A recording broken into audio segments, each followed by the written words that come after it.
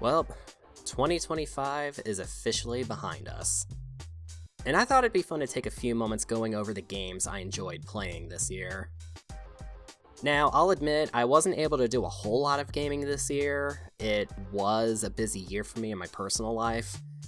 But I was able to carve out some time to play some of the stuff on my own time, separate from what I was playing for YouTube videos.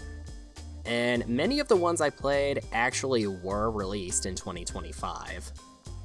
Despite my best efforts though, I wasn't able to play every new release that I wanted to. For example, for as much as I was looking forward to playing Clair Obscur Expedition 33, I never was able to find the time to just sit down and play it. I do have it, it's really all just a matter of finding time to start it. The same for Silent Hill F. I've got it, but I wasn't able to find time to start it up just yet. But I was able to start a few of the new releases that I was looking forward to, plus some ones that have been out for years that I managed to revisit or just pour some time into. So let me tell you all about them. Here's my list of games I enjoyed in 2025. And we'll begin this list with...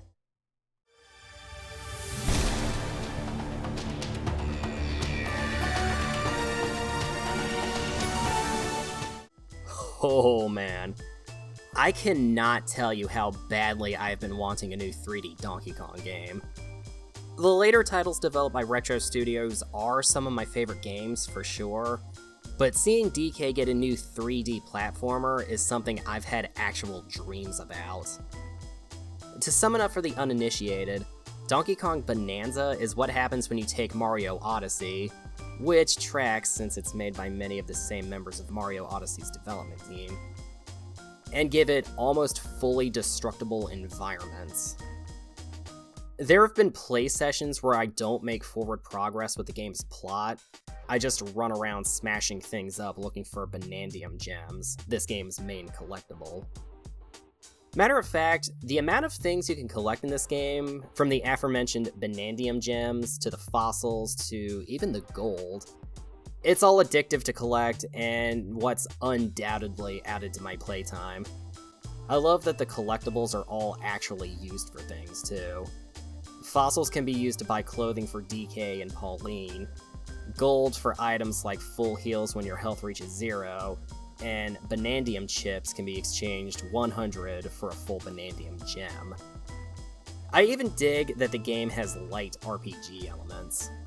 For each 5 Banandium gems you collect, you gain a skill point, which can be used on a skill tree to increase things like your punch strength, your sonar, and the amount of time you're able to stay transformed. Speaking of transformations, I think they all look really cool, and I like the abilities you gain with each one. I haven't unlocked them all yet, but I'm looking forward to seeing what they all do. While I will admit that it took me a minute or so to get used to DK's new design after being used to his DK country design for the last 31 years, Jesus Christ. I did get used to it eventually, and now I'll even admit that I dig it. He doesn't look that different, he's just more expressive now. If you were able to get your hands on a Switch 2 this year, this is definitely a game you should add to your collection as soon as possible, especially if you enjoyed Mario Odyssey.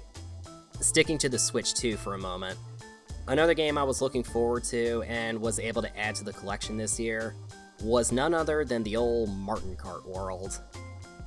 Yes, I know the previous game is fully playable on the Switch 2. Yes, I know the previous game technically has more content. And yes, I know that this game has more or less single-handedly ushered in the era of the $80 video game. But I don't care. I had a damn blast with this game. And hopefully with that statement, I didn't accidentally just label myself as a blind Nintendo fanboy. Anyway, for starters, I love the new Knockout Tour mode, where you have to be within a placing position before hitting the goal, or else you get knocked out of the race. I think I spent the most amount of my playtime in this mode. The game's new free roam mode was also a fun little distraction. The world's super pretty to drive through, even if it is a bit empty. I even enjoyed the little mini missions you can do in the overworld, even if the rewards aren't exactly the best. just bumper stickers you can put on predetermined places on your vehicles. I think a more exciting reward would have made these little challenges more enticing. Oh, and I love that they added a photo mode. Give me a photo mode in a game, and it doesn't matter which game, I'll go nuts with it. And I love how crazy Nintendo went with their character roster this time around. I always wanted to play as a snowman. I hope this game gets updates and expansions like Mario Kart 8 Deluxe did. I would love to see this game have the same kind of shelf life that game had. More characters, more tracks, more kart types, that kind of thing. It's apparently already the best-selling Switch 2 game, so might as well capitalize on that momentum. So, Marvel Rivals. Yeah, the game is basically Marvel Overwatch, but as someone who played a fair bit of Overwatch back in the day, I gotta say, this ain't too bad, I think. I'll say this was definitely my guilty pleasure game of the year. I know it's packed to the brim with microtransactions, and even has several different battle passes and no less than 2 different kinds of in-game currencies, but I can't help but pop in for a quick match or 2 and have fun with it. It helps that the matches aren't overly long. I've even gone out of my way to get some of the rarer costumes for the characters that I like playing as the most. Yeah, I don't really have a whole lot to say about this one. I just think Marvel Rivals is a fun game. And that's all I like about it. No deeper meaning whatsoever. So before I started playing Dispatch, for whatever reason, I thought the game took place in the Invincible universe. I guess because it's got superheroes in it. So I was like, oh no, am I gonna have to know stuff about Invincible to get anything out of this? Luckily for me, this is in no way, shape, or form involved with the Invincible IP, so I could just go ahead and jump in. Now, I kinda missed the boat with this one. I didn't play it when it was brand new. By the time I finally got around to it, all 8 episodes were already out, but hey, I guess that means no waiting for the next set of 2 episodes to drop. I can just go ahead and just play it all at once.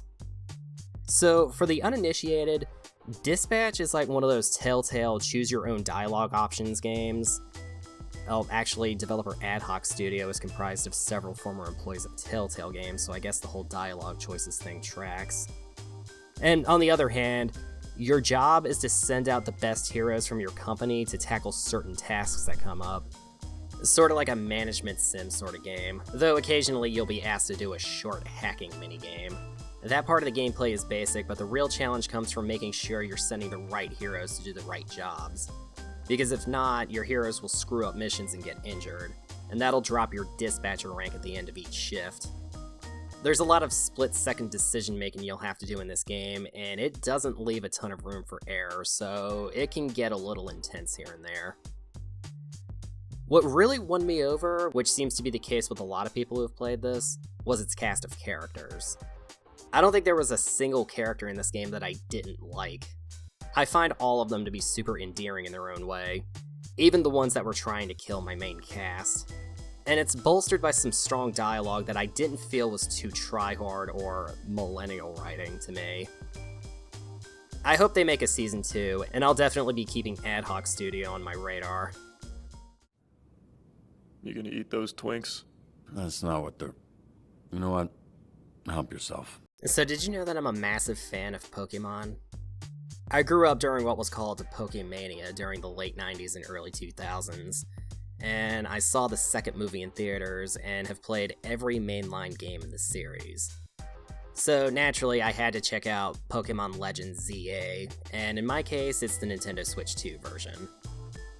Despite the game feeling a bit different from a traditional Pokemon experience, what with Pokemon only being able to be caught inside of designated wild zones within the city, and battles mostly taking place inside of the nighttime battle zones, I personally was able to acclimate to the changes this game brought to the formula, and have a lot of fun with it. The Legends games have always felt like Game Freak experimenting with the usual Pokemon formula in some way, and Z-A is no exception. I say implying that this isn't only the second time that they're experimenting with the formula. For the first time in the mainline series, the battles are in real time, with attacks having a cooldown period before they can be used again. Similar to the battle system in the Xenoblade games, just without the auto attacks. Your mileage is absolutely going to vary on that, but I was able to get into it. Matter of fact, your mileage on this game as a whole is going to vary. It's not as expansive as your usual Pokemon game, or even as expansive as the previous Legends game. It all takes place inside of the walls of the city, and that can be a bummer if you're looking for a more traditional Pokemon experience in ways of the exploration. But hey, even if you end up not gelling too well with this game, just wait another 6 months. I'm sure Nintendo's gonna announce a new mainline Pokemon game for the holiday 2026 season. As for me though, this was a rock solid 7 out of 10 game for me. Oh, and also, this game finally brought back the clothing stores. Thank Arceus, they finally brought back the clothing stores. Every Pokemon game needs to have these, just full stop. Now what do you say we switch gears a bit and talk about a game that's been out for well over a decade at this point? This is Rage, developed by id Software and released in 2011. I've heard this game be described as Fallout 3 mixed with Mad Max, and yeah, I can see that. It's not as open world as the latter-day Fallout games, it's more zoned off and linear than something like that would be. But what I can say about this game is that the shooting is a lot of fun. Not only do you get guns, all with multiple ammo types, you also get gadgets like mini turrets, boomerang-like throwables that can decapitate enemies, and explosive RC cars, all of which you can buy or even craft yourself. And for a game from 2011, the game's visuals hold up shockingly well. This can be a downright gorgeous game at times, and the character animations are outstanding. Now, granted, I've got a little bit of an advantage seeing as how I'm playing the PC version, but still.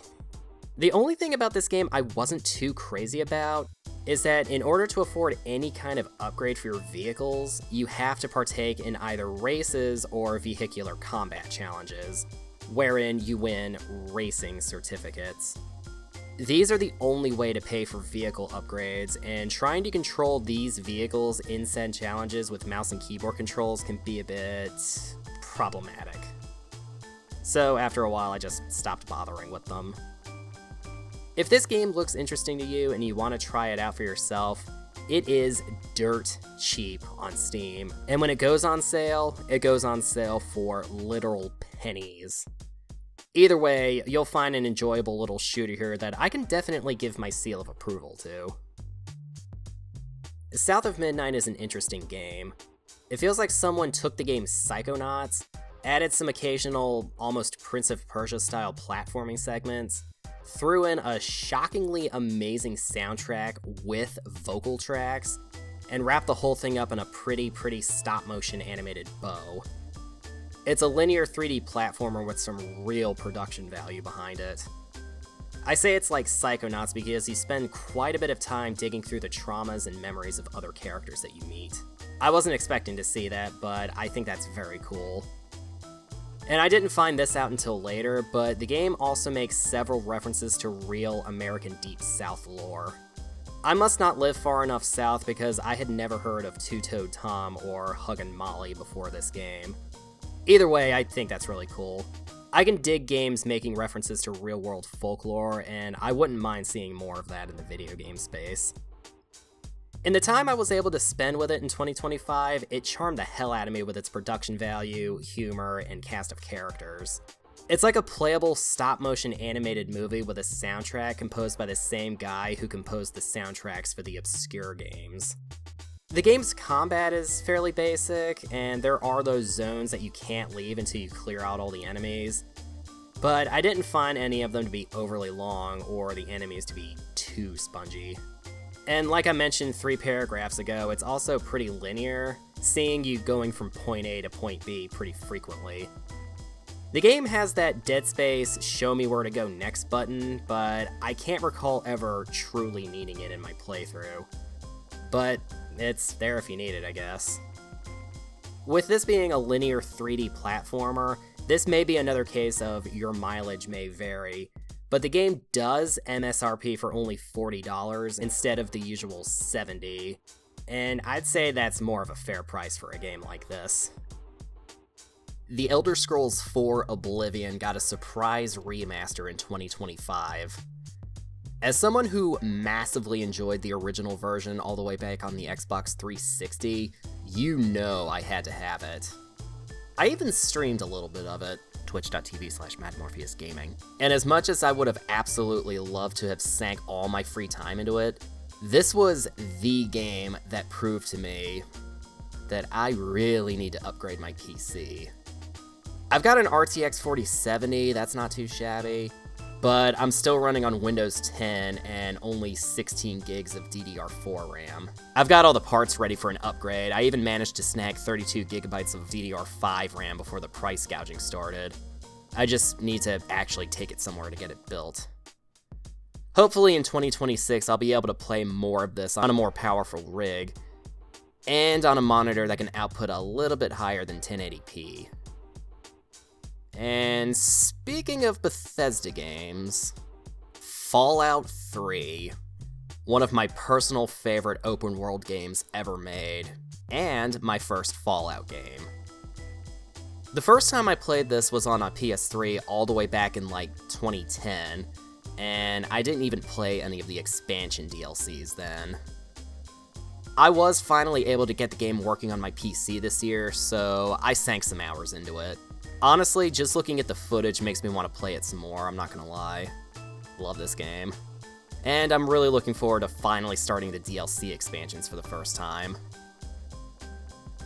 For the last game on my list, I'm actually going to be talking about a game that I'm revisiting in earnest for the first time in well over a decade. And that game is Kingdom Hearts. What else is there to say about this game that hasn't been said by other YouTube channels? It's Kingdom Hearts. The reason why it's taken me so long to revisit this original game is because between my last playthrough in, like 2011, 2012, I don't even know, is that in that time, I did Chain of Memories for the first time ever, and then I did a replay of Kingdom Hearts 2 on my original PS2 copy, and then I replayed Days, and then I played the HD versions of Birth by Sleep and Dream Drop Distance. Okay, you get the idea. There was always something kinda new coming out leading up to the release of Kingdom Hearts 3 in 2019. But now that we're in kind of a dry spell in regards to new Kingdom Hearts releases, I figured, why not revisit the game that started it all, and finally in HD, no less. I figured we're most likely getting Kingdom Hearts 4 no earlier than 2027, so why not revisit my favorites in the series? And man, this HD re-release of the first game made an excellent quality of life improvement in having the camera mapped to the right stick. Not to mention the ability to skip cutscenes. But other than that, it's still the same fun, addictive game that I remember playing in my early teenage years. Yeah, I was 13 years old when this first game came out. I'm old. I still swear by this first game, and I'd pop it in any day of the week. And those were the games that I enjoyed in 2025, or at least the ones that I put the most time into. I really hope that this video did more than just make me look like a brain-dead Nintendo fanboy. I'm confident in saying I'll more than likely be continuing to play many of these well into 2026 and beyond, in addition to some of the games coming out this year that I've got my eye on. I'm absolutely chomping at the bits to play Resident Evil Requiem. The last few Resident Evil games have been awesome, and I got a feeling this one's gonna be another banger. That new Wolverine game from Insomniac looks pretty dope. I'm interested in checking that out. And assuming it doesn't get delayed again, I'm hella looking forward to playing GTA 6 when that finally drops. But what were the games that you played in 2025?